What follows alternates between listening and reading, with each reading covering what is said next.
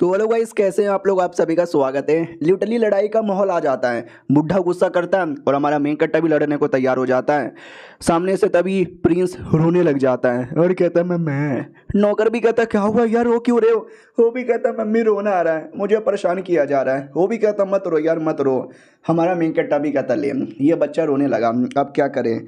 लाल बलोला भी कहता है वेल अब कोई फ़ायदा ही नहीं और कोई सवालों का जवाब भी नहीं देगा, चल यहाँ से। वो लोग वहाँ से निकल जाते हैं। बच्चा भी कहता चले गए, बुढ़ा भी कहता है चला गया। तो बच्चा भी कहता है इनकी माँ का तुमने देखा कैसे आंखों में आंखें डाल के बातें कर रहा था मेरे सामने, प्रिंस के सामने। साले ने बड़ा गुस्सा दिलाया।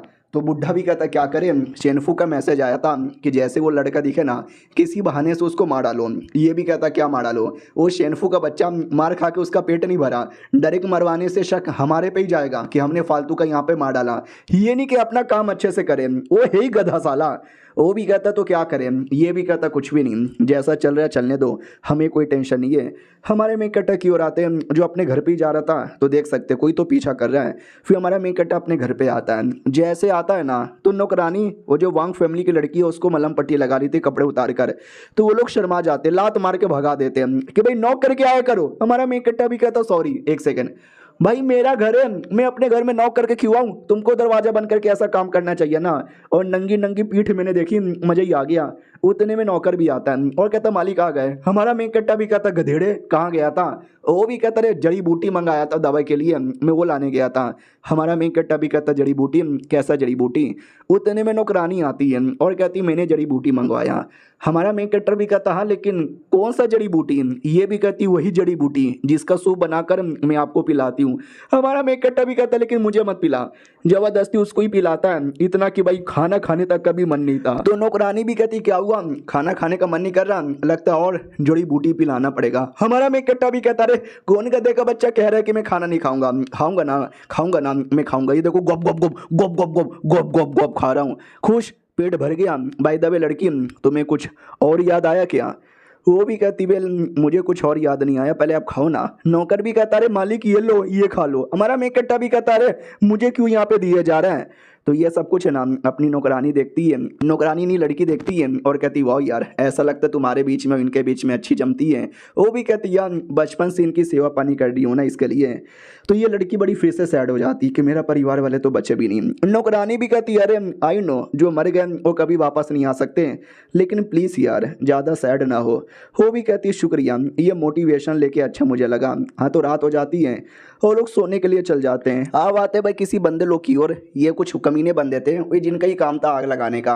अब ये लोग आपस में कुछ बात करते हैं जो मुझे उतना क्लियर तरीके से समझ नहीं आया। मैंने बोला ना जो इंग्लिश ट्रांसलेशन था ख़त्म हो गया है, अब चाइनीज़ में मिला है, तो मैंने गूगल ट्रांसलेशन से किया है। तो यहाँ पे मुझे कुछ डाउट आ रहा है। एक चीज़ डाउट ये आ रहा है कि शायद इनका ये मतलब है कि वो वांग फैमिली की कोई बेटी ही नहीं है, यानी वो लड़की जो अभी हमारे मेन कैरेक्टर के घर पर है ना और रियलिटी में कोई नकली लड़की है। या तो शायद ये लोग ये बात कर रहे हैं कि हम दुनिया से मेमोरी मिटा देंगे कि वांग फैमिली की कोई लड़की नहीं है। हाँ लेकिन उसी को लेके कोई इनका प्लान था जिससे वो अपने आप को बचाना चाहते हैं। या तो लड़की नकली होगी या तो उसके बारे में याददाश्त मिटा देंगे। अब कंफर्म तो मुझे कुछ समझ नहीं आ रहा, जैसे पता चलेगा मैं बाद में बता दूंगा। अब अगले दिन की बारी आती है, सुबह सुबह अपनी नौकरानी खाना बना रही थी। वांग फैमिली की लड़की आती है और कहती है अरे मैं आपकी हेल्प कर दूँ। नौकरानी भी कहती ना ना मैं अकेले कर लूँगी। वो भी कहती कमॉन यार मैं अकेले बैठे बैठे आपके हाथों का खाना नहीं खाऊंगी, मैं भी हेल्प करूँगी। वो भी कहती कर दो। दोनों खाना बनाने लगती है। तभी हमारे मेन कैरेक्टर के लिए स्पेशल सूप बनाती है ना नौकरानी, वो बना रही थी। वांग को लगता है एक सेकंड भाई कुछ तो गड़बड़ है, चालाकी से रहो। वो भी कहती क्या गड़बड़ है। वो भी कहती मुझे अजीब जहरीला पॉइजनस कुछ तो महसूस हुआ, कोई किलर होगा। वो भी कहती किलर नहीं है, अरे मेरा सूप जल रहा है। लड़की भी कहती है कैसा सूप है भाई, सूंघने से बड़ा बेकार लग रहा है। हमारे मेन कैरेक्टर की ओर आते हैं जो अपना कल्टीवेशन कर रहा था। तभी सिस्टम फिर से ऑप्शन दे देता है, मिशन पूरा हुआ था उसका गिफ्ट का। तो 5 ऑप्शन हमेशा की तरह इस बार हमारा मेन कैरेक्टर आर्टिफैक्ट चूज करता है।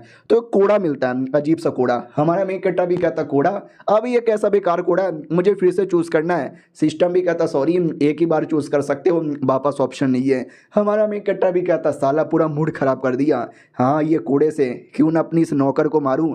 तो ठप ठप मारने लगता है। वो भी कहता क्या हुआ मालिक मार क्यों रहे हो। लेकिन उस कोड़े में प्यार की पावर थी, लौंडा प्यार में आ जाता है। वो कहता मालिक मारो ना और मारो ना। हमारा मेन कैरेक्टर भी कहता लौंडे ये कर क्या रहा है। उतने में नौकरानी आ जाती है और कहती हाय राम सर हम आप दोनों के बीच में क्या हो रहा है? हमारा मेन कट्टर भी कहता देखो जैसा तुम समझ रही हो वैसा कुछ नहीं है।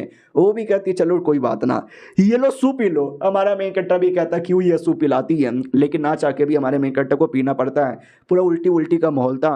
तो नौकर भी कहता अरे यार जब आपको ये सूप नहीं पसंद तो सीधा सीधा मना क्यों नहीं कर देते कि मुझे नहीं पीना। हमारा मेन कट्टर भी कहता यार कैसे, आंखें दिखा के कहती है कि ऐसे पी ले वो कर ले। हाँ तो भाई डर लगता है पी लेता हूँ। वो भी कहती बाय द वे जब आपने कोड़ों से मारा था ना तो मेरे जिस्म में अलग ही आग आ गई थी, आओ ना और मारो ना। हमारा मेन कट्टा भी कहता ठरकी मुझसे दूर रहे। उतने में लाल वाले वाले से मिलता है। वो भी कहता और कैसा है? वो भी कहता मैं तो बढ़िया हूँ, तेरा लगता है फिर से लेवल अप हो गया। हमारा मेन कट्टा भी कहता यह हो गया। बाय द वे केस के बारे में कुछ और मालूम चला? वो भी कहता यस मालूम तो चला, लेकिन पब्लिकली बात नहीं कर सकते, अकेले में आ जाओ। हमारा मेन कट्टा भी कहता ठीक है अकेले में चलो, और ये चैप्टर यहीं पे खत्म हो जाता है। तो पिछले एपिसोड में देखा था हमारा मेन कट्टा लाल बलोर से मिलता है। वो भी कहता अकेले में आ, केस के बारे में बात करना है। तो अकेले में आते हैं। हमारा मेन कट्टा भी कहता मेरा नौकर जिस पे इल्जाम लगा था वो क्लियर हो गया ना। ये भी कहता या वो तो क्लियर हो गया, वो गुनहगार नहीं है, लेकिन ये जो केस है ना हम आगे सॉल्व नहीं कर सकते, इसको यहीं पे रफा दफा करना पड़ेगा। हमारा मेन कट्टा भी कहता व्हाट, क्या मतलब यार हम अचानक से केस को रफा दफा कर देंगे, ऐसा क्यों?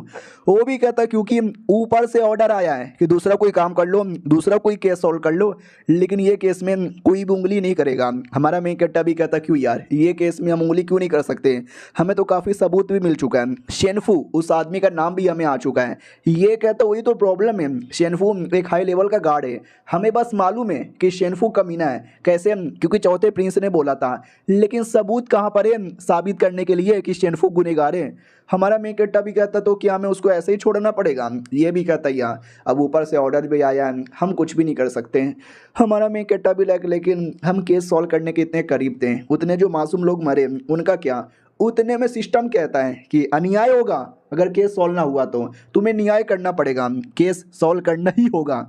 हमारा मेन कट्टा भी कहता ले सिस्टम ने बोल दिया, सुन यार। ये भी कहता बोल क्या? हमारा मेन कट्टर भी कहता भाई दे कुछ भी हो जाए मुझे केस सॉल्व करना है, करना है, करना है, करना है, करना ही है। वो भी कहता भाई तू कितना अच्छा आदमी है, मुझे लगा तू हार मान जाएगा, लेकिन तू तो भी सॉल्व करना चाहता है, सल्यूट है दिल से। हमारा मेन कट्टा बिला करे मैं भी हार मान जाता, वो तो सिस्टम ने मिशन दे दिया इसके चक्कर में। ये भी कहता लेकिन यार हमको ऊपर से ऑर्डर आया, हम डायरेक्ट केस सॉल्व नहीं कर सकते, हमें किसी की हेल्प चाहिए। हमारा मेन कट्टा भी कहता हेल्प चाहिए, किसकी हेल्प? ये भी कहता तेरी होने वाली बीबी प्रिंसेस से हेल्प चाहिए। तो प्रिंसेस से मिलने के लिए महल में आते हैं। हमारा मेन कट्टा भी कहता हम कहाँ, उनके घर में जा रहे हैं।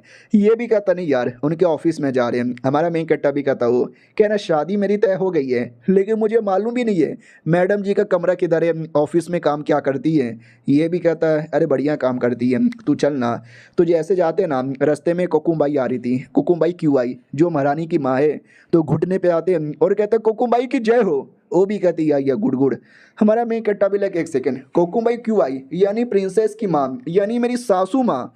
वो भी हमारे मेन कट्टा को देखती है और वो भी पहचानती है, पास में आती है और कहती है अरे दामाद जी हो ना आप? अरे मेरी बेटी ने बताया था, कभी मिलवाया ही नहीं, मैंने आपके बारे में सुना था, पहचाना मैंने।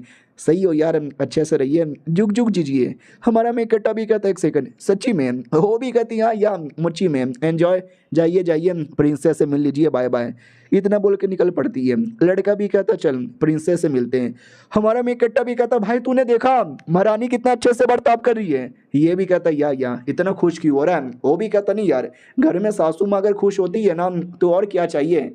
इधर सासू माँ भी कहती वो लोग चले गए, वो लोग भी कहते या चले गए। तो ये भी कहती देखा मेरी एक्टिंग, बोलो यार कैसा लगा? तो नौकर लोग भी कहते एक नंबर यार की एक्टिंग आपने की। वो भी कहती बहुत बढ़िया। अरे मेरी बेटी मेरे से नाराज़ है, बात ही नहीं करती, पहले उसके पति का दिल जीतूंगी और फिर बेटी का भी दिल जीत लूंगी।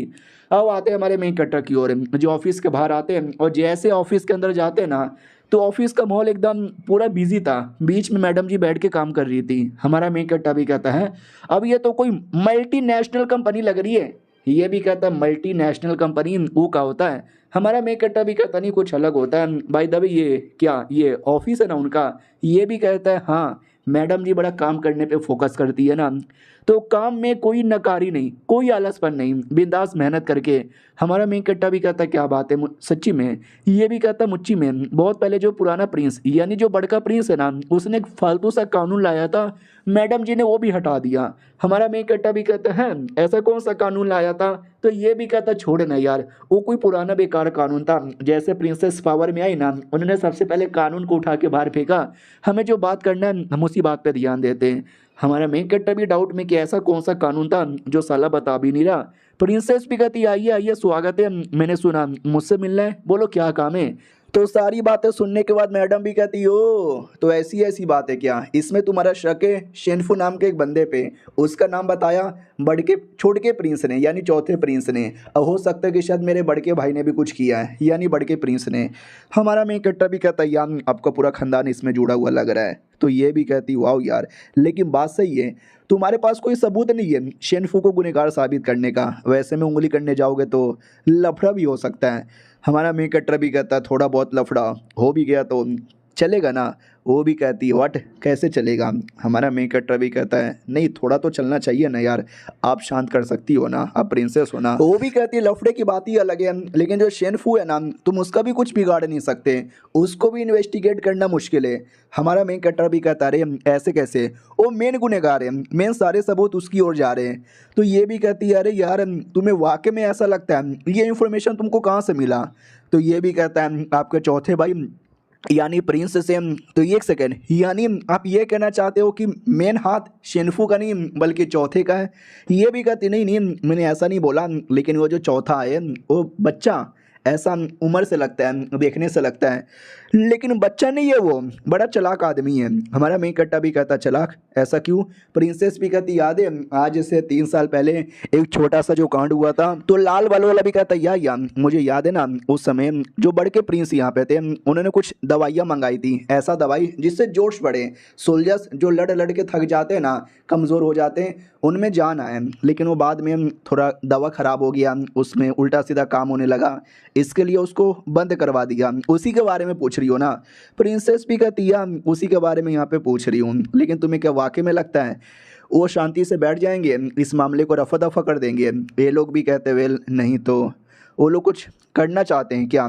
तो प्रिंसेस भी कहती वेल कंफर्म यहाँ पे नहीं कह सकती, लेकिन मुझे कुछ अजीब मालूम चला है। पिछले सालों में 100 लोग गायब हुए थे, लेकिन ये साल 2000 से ज़्यादा लोग गायब हो गए। ये भी कहता वाट एक साल में इतने लोग गायब। वो भी कहती या गायब हो रहा है, जो मैंने रिपोर्ट दिया ना रिपोर्ट चेक करो। हमारा मेन कट्टा रिपोर्ट चेक करता है और कहता है एक सेकेंड, जो कैदी लोग थे ना, जो कैदी लोग पहले मरते थे, अब वो कैदी लोग के मरने की क्वांटिटी भी है ना 10 गुना ज़्यादा बढ़ चुका है। मिला जुला कर टोटल 10,000 लोग या तो मरे हैं या तो गायब हो गए हैं। ये भी कहता वाट यार ये तो वाकई में बड़ा अजीब सा नंबर है। तो प्रिंसेस भी कहती है अचानक से लोग गायब हो रहे हैं, अचानक से कैदी यहाँ पे मारे जा रहे हैं। मुझे लगता है हमारा जो बड़ा भाई है ना उनको गायब करता है और उनके साथ उल्टे सीधे कुछ एक्सपेरिमेंट टाइप का करता है। तो ये भी कहता अच्छा, और इसके अंदर शायद चौथा प्रिंस भी मिला हुआ है क्या। जो सुनते प्रिंसेस भी कहती है कि सेम बातें बोलूँगी कि कंफर्म यहाँ पे नहीं है, लेकिन मुझे चौथे भाई पे पूरा शक है और बड़े भाई पर। ये दोनों साले सगे भाई हैं और मिलके बहुत ही उल्टा सीधा काम यहाँ पे करते हैं। और उनके नज़र में तुम्हें क्या लगता है शेनफू किसी काम का होगा। ये लोग कहते हैं मतलब को समझ नहीं आया। ये भी कहती है उसने तुम्हें शेनफू का नाम बताया ताकि सारा ध्यान तुम शेनफू पर दो। एट द एंड अगर तुमने फंसा भी लिया ना कोई फ़र्क नहीं पड़ेगा, वो लोग शेनफू को मरवाकर अपने आप को बचा लेंगे और इस मामले से कम्प्लीटली बाहर आ जाएंगे। यानी मेन शिकार बनाना है उनको बनाना पड़ेगा, शेनफू से कोई लेना देना ही नहीं है। और ये चैप्टर यहीं पर ख़त्म हो जाता है। मिलते हैं किसी और वीडियो में, जब तक के लिए बाय बाय।